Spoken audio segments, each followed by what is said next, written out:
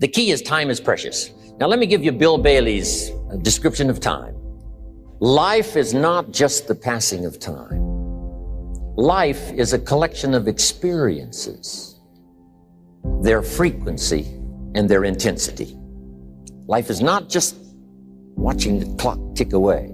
Life is a collection of experiences, their intensity, their frequency. When my friend Mark died at age 44, someone says, that's young to die. But what if he lived 4 lifetimes in one? It might not be too young. Whatever the span of your life turns out to be, here's what you want to fill it up with: experiences and the intensity of those experiences. But now let's talk about the management of time. Here's one of the best ones. We covered earlier. When should you start building this hotel? Answer: as soon as you have it finished. Now jot this one down on time management. When should you start the day? As soon as you have it finished. Plan the day the best you can, leaving plenty of room for improvising and surprises and all the stuff that happens during the course of the day. But if you've planned a good, productive day, now you start that day, you can't believe how much more valuable your time will be. Don't start the day until you have it finished. Now here's the next one. Don't start the week until you've had it finished. Now to lay out a week is a pretty good challenge. Next, don't start the month until you have it finished. The places to go and the people to see and the productivity and the sales and the customers and the development and all the rest of what you want to accomplish during the course of 30 days. Don't start the month till it's finished. And then here's the big one. This is really challenging. Don't start the year until you have it finished. To the best of your ability. It can't be finished like minute by minute. But in terms of the sweep of what you want to accomplish, make sure that that's set and ready to go by the time January 1st rolls around. And it might get all upset. It might get torn up and you do a new one. You make so much progress the first 90 days that now you've multiplied it all by 2, by 3. Because that happened to me. I thought, wow, this is going to be a great year. By the time I'd finished the 3rd month, I'm rolling, I'm soaring. So many things are happening. I revised my whole year's plan. Now, jot this down. Approaches to the management of time.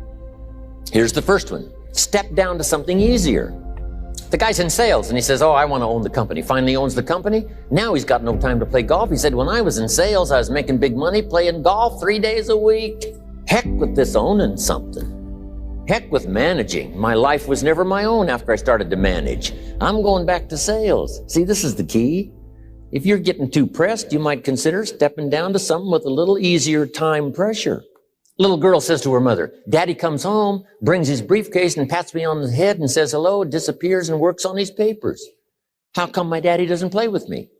And her mother said, look, your daddy loves you very much, but he's so busy at work, he can't get it all done, he has to bring it home. He loves you, but that's why he can't play with you. And the little girl said, why don't they just put him in a slower group? Jot this down now. If you don't have time for your kids, you might consider joining a slower group. Next key to time management. And that's work longer and harder. But see, there's a limit to that. I almost lost my health the first year. I went so crazy about personal development and achievement. I just went bonkers. You know, I told you I was skinny. By the end of that first year, I was a walking shadow. And then it suddenly occurred to me, what if I got rich and too ill to spend it? I mean, that was a shocker. So I started, developing a little more reasonable. Because I said, if 12 hours won't do it, I'll work 14. If that won't do it, I'll work 18. I mean, how many hours it takes. And sure enough, it cost me too much. So see, working longer and harder for some might be appropriate. If you're just sitting around not doing that much, this might be good, work longer and harder. But you can only work so hard. Here's the key, not to work harder, but smarter. When you've worked as hard as you can, doing the best you can in terms of physical output in the time, reasonable time. Now here's the ultimate in the management of time, and that is you simply become more skillful. When I first got into sales, I was around people that could get, 9 out of 10, 8 out of 10. And when I first started, I could only get 1 out of 10. But here's what I did. I worked around the clock, so that I would make up in numbers what I lacked in skill. That's good in sales. You got to jot that down. When you're new, you make up in numbers what you lack in skill. Now, when you become more skillful, the numbers can go down because now your persuasive ability and all of that is now so high that you don't need to put as many numbers out.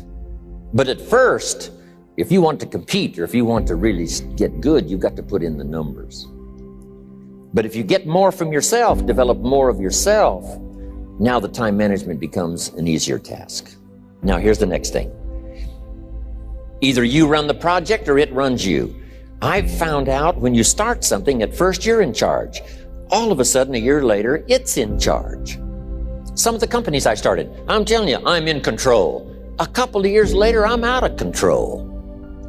At first, I've got it on the run. 2 years later, it's got me on the run. Haven't got enough time. I'm dizzy with trying to get it all done. So here's part of the key, and that's to get in charge. Say, I'm going to take charge of my health. One of my albums is entitled, Take Charge of Your Life. Take charge of your time. Take charge of your resources, which we're going to talk about next. Take charge of your health. You're the one that's responsible for it. It's not a requirement of society that you not have a heart attack and take care of your family. That's not a requirement of society, but you must make it a requirement of yourself. Society doesn't require that you build a financial wall around your family nothing can get through. That's not a requirement of society. It's a requirement you impose on yourself to build a financial wall around your family nothing can get through. So impose on yourself this self-development of being in charge, taking charge of your life and your health and your future and your responsibilities and all the rest. Next, reasonable time is enough time to achieve all of your goals. Just jot that down. Reasonable time is enough time. Here's why. It's not the hours you put in, it's what you put in the hours. If you start depositing greater ideas into the hours you've got later than now, I'm telling you, later, you can't believe the productivity that will flow. The ideas you can't think of now, a year from now, they'll start to flow. And when you deposit those ideas in the hours you've got, productivity multiplies by 2, 3, 5, 10. Next, time management essential. We've already covered the first one, a written set of goals. And then do priorities on your goals. What's important this week? What's important this month? Here's the next one. Often review. Just go over your goals to make sure that your list is working for you. It's got you inspired. It's got you turned on. Somebody says, how come you're up so early? Say, if you were headed where I'm headed, you'd be up early too. Wow. If you were going to meet who I'm going to meet, you'd be up early. If it was going to stack up for you like it's stacking up for me, you'd be getting up early. Here's some more time management essentials. Learn to study what we call majors and minors. You pick up the phone. Here's what you must say when you pick up the phone. Is this a major conversation or a minor conversation? If it's minor, a few pleasantries and you're done. If it's major, maybe you've got to make a few notes. So here's the next one. Important conversations, make an agenda before you make the call. Just jot down a little agenda.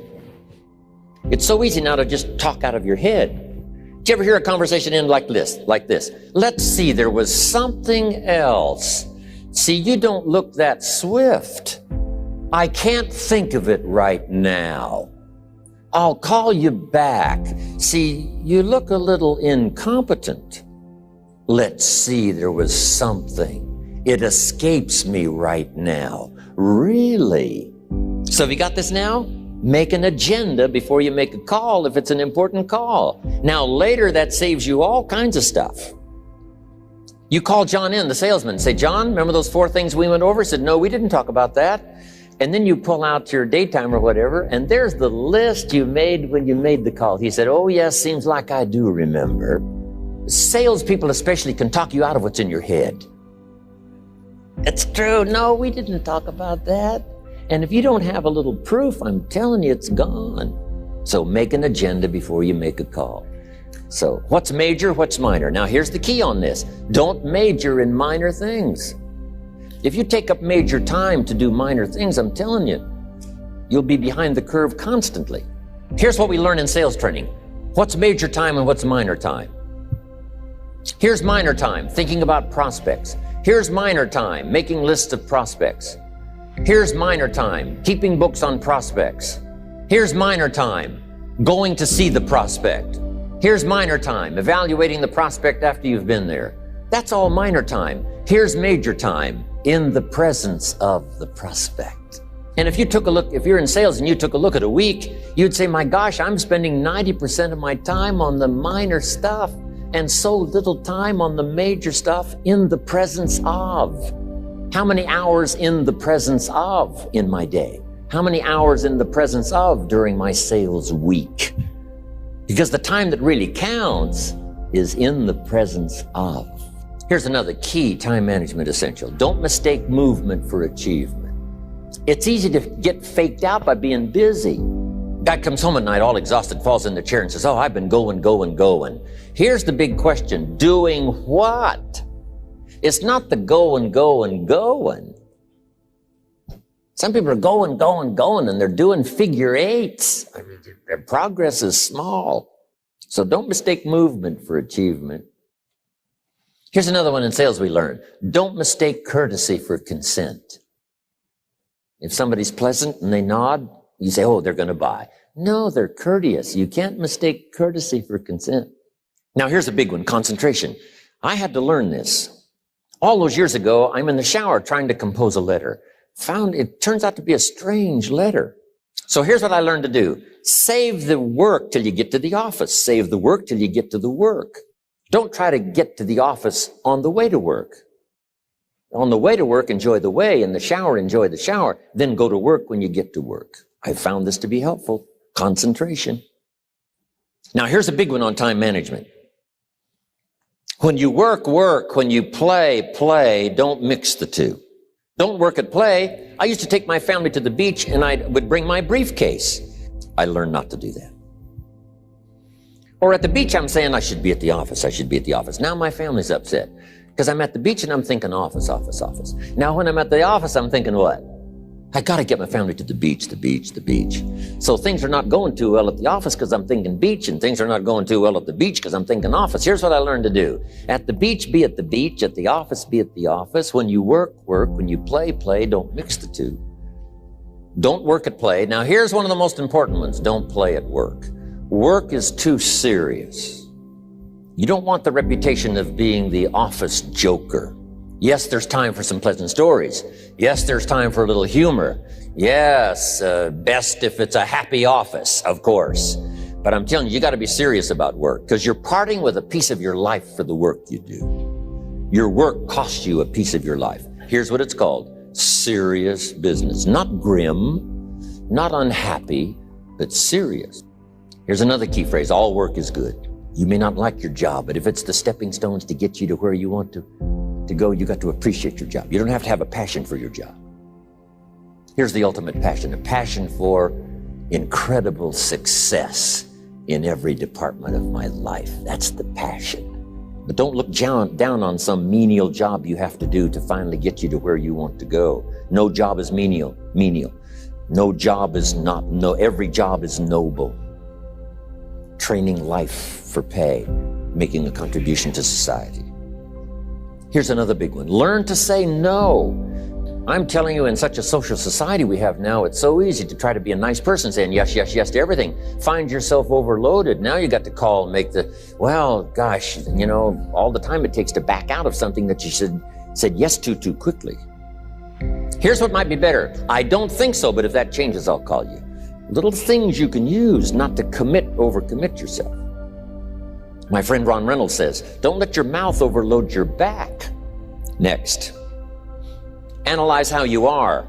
And if you have some weaknesses, doesn't seem like you can change, here's the key, get it covered. I used to keep promising myself I'd keep the books. Finally, I gave that up. And back then, it only took me an extra $50-60 a month for some accountant to keep the books. I said, no, I'm going to save the $50. You can't believe what I started losing in productivity because I tried to save the $50. So the key is a lot of the time you can stay like you are, but just make sure you get it covered. Next, beware of the telephone and all other systems of communication, especially the telephone at home. and systems of communication at home.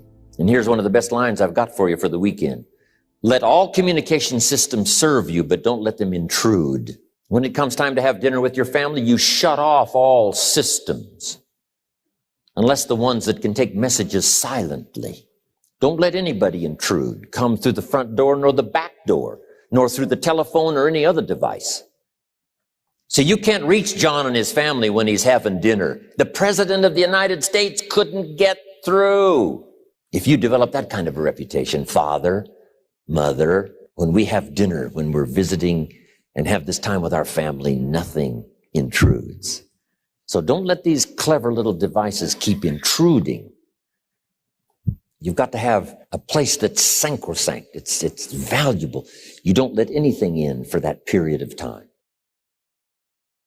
Now, here's what's next. Just be more alert to the things that might be stealing your time. Here's why. Time is like capital. You can't let someone steal your seed corn. You can't let someone steal your capital. And you can't let someone steal your time. You must designate your time. And some of the time that you designate, you must not let anyone steal.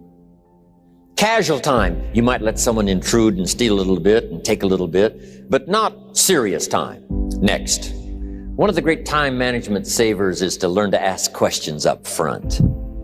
Sometimes you talk to somebody for an hour, and then you ask questions and find out if you would have asked those questions up front, you could have saved yourself an hour. Asking questions up front helps you to get to the problem now. But if you just launch into some discourse, you might waste 30 minutes, waste an hour, when here's what you should have been talking about. After you finished an hour, you say, John, what's really the problem? He said, well, it's something personal. See, that's what you should have been talking about this whole hour. Next, learn to think on paper. Solving problems. Take it out of your head and put it on paper. Another one is setting goals. Here's another good way to think on paper. It's a projects book.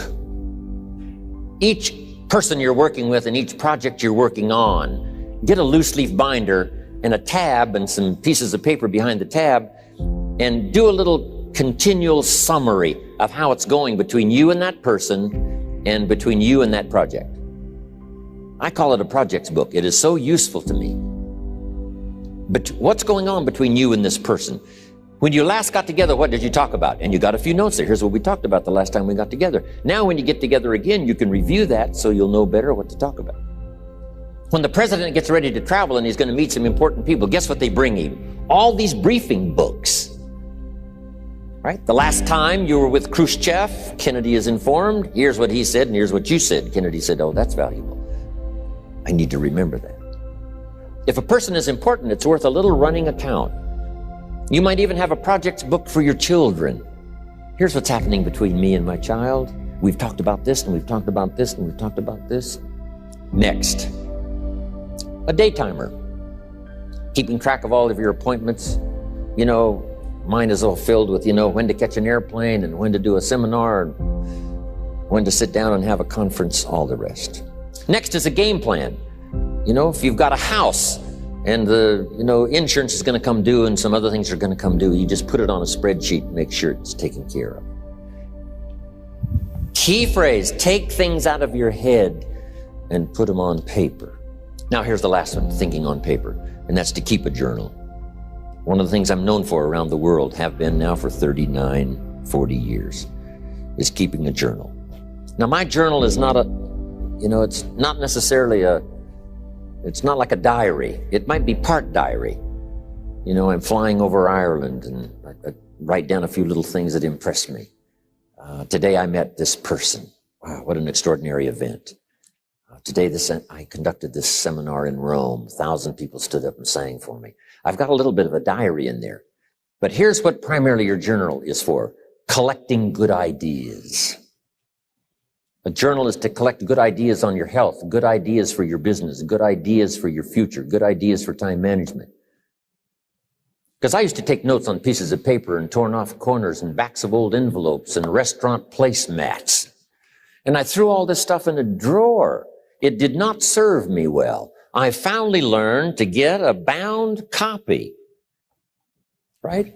And just keep a journal. Right? If I was here, I had my journal, I'd be taking notes, right? These 2 days in my journal. Now, if you're caught without your journal, you just take the notes when you get back home. You Put those notes in your journal, throw the paper away. Because we don't usually go through paper to review. But see, my journals now make up a significant part of my own library. My journals all reserved privately for my children and my grandchildren. Can you imagine what I've collected over the years? It's unbelievable.